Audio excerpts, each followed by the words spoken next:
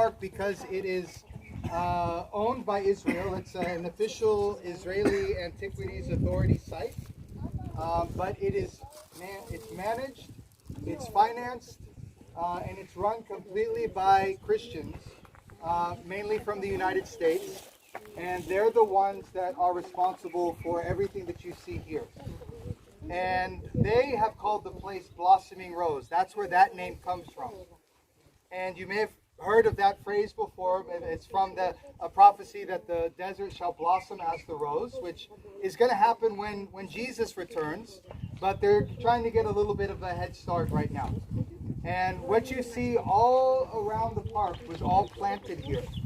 Pretty much every biblical plant that they could possibly grow here, you'll find somewhere, whether it's the date palms or the willows or the carob trees. You see these carob pods that are dry right now, but there's going to be some new ones that'll come in later in the fall.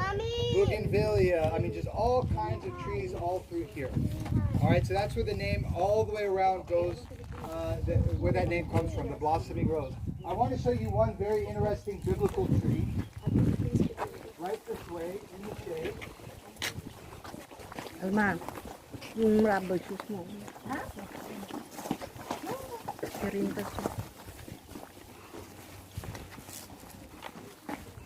I thought you had a puppy in your arms. Okay, hawak mo. Sis. Vlogger na vlogger ako dito ah. Naka-live ka? Hindi, nagbibideo lang. Gagawan ko ng tip. Ayoko na.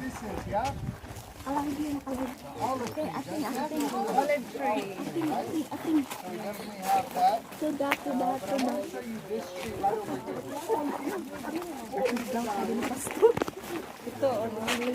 Ito, olive tree.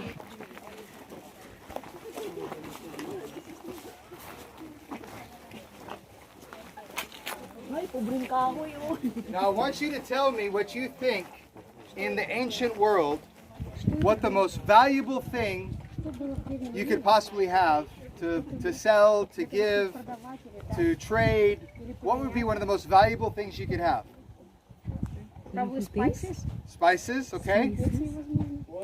Water. That's probably the real answer, right? Because no water, no life. You can have all the gold and silver in the world, but if you don't have water here, you're dead, right?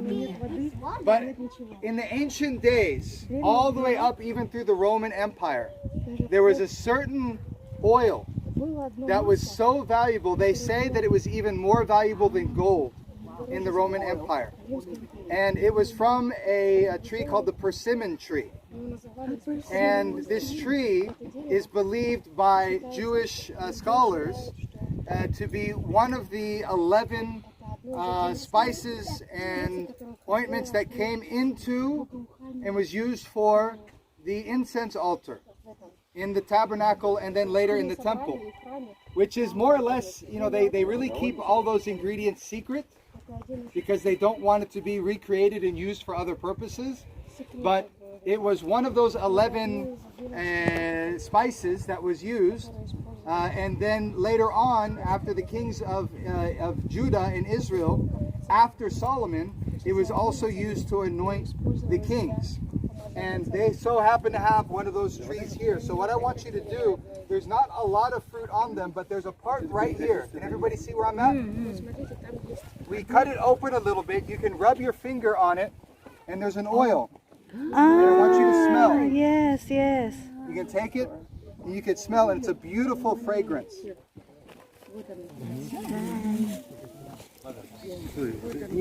And then what I want you to do is you can maybe just like one person share with like maybe 4 or 5 other people. You can take one of the berries, they'll grow back, crush it, and then smell that, and it's even stronger. It's almost like or eucalyptus. Parang eucalyptus. Very strong. Did you get a berry? Smell. You get a berry? Yeah, you got one. Smell. Strong, yeah? Smell? You get a berry? Smell how strong that is? So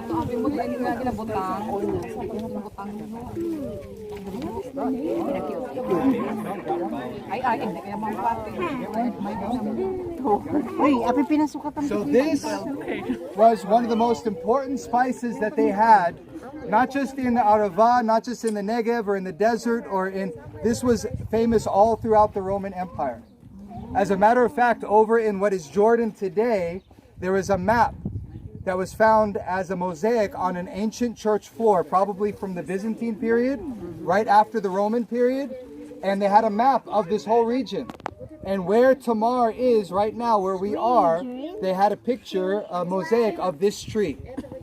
So this place specifically, this only grows from around En-Gedi, Jericho, maybe the furthest north, down this Jordan Valley to about here. And that's all they could ever find it. And this tree is very, very rare. And they were able to replant it and cause them to grow here today. I have a question. Yes.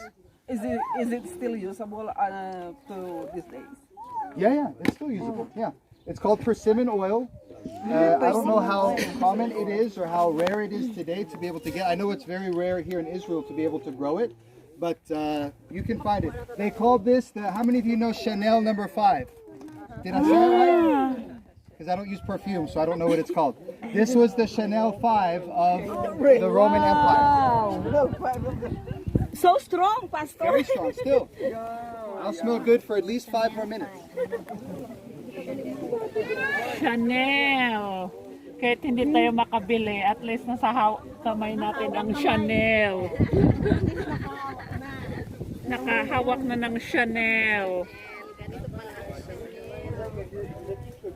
Cinnamon tree, ano? Tawag dun? Chanel number 5. Na. Saan ba dapat yung position? Aba. Kung saan mo gusto.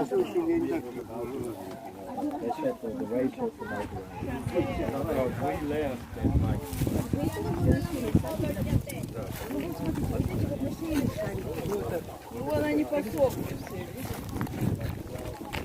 Ну это считай, он думает, что это